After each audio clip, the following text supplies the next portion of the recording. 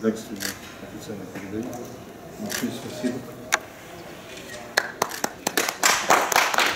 Постоянно в поле зрения правительства Казахстана стоит вопрос о гуманитарной оказании всесторонней экономической, технической помощи Республике Таджикистан в трудное время, когда сегодня, как вы знаете, в силу того, что на границе в республике накопилось очень много беженцев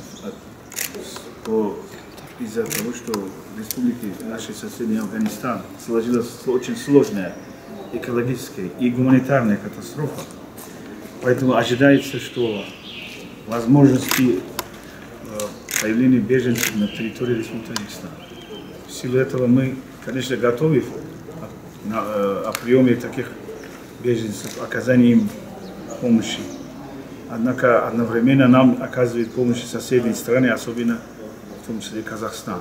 Вот сегодняшний наша процедура состоит о том, что передано 10 вахтовых, скажем,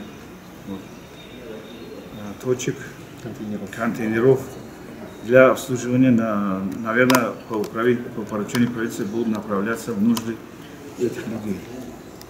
Поэтому мы еще раз от имени правительства Таджикистана я выражаю благодарность господину послу за посещение, за оказание помощи.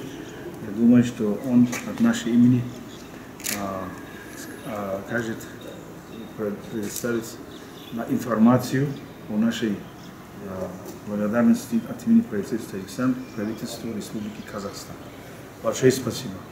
Мне тоже доставляет большое удовольствие сегодня выполнить поручение президента Республики Казахстан о предоставлении гуманитарной помощи Республике Таджикистан. Как вы знаете, на протяжении со дня независимости Казахстан всегда был рядом с Таджикистаном, рядом и остается, наши отношения незыблемы. Это еще раз и подтвердил прошлогодний визит президента Казахстана в Таджикистан.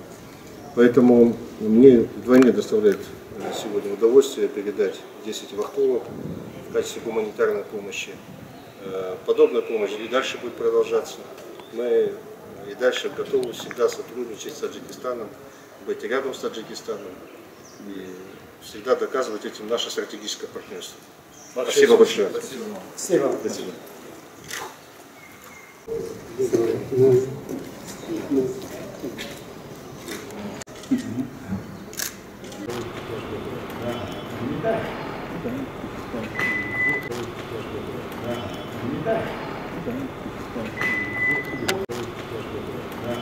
Да.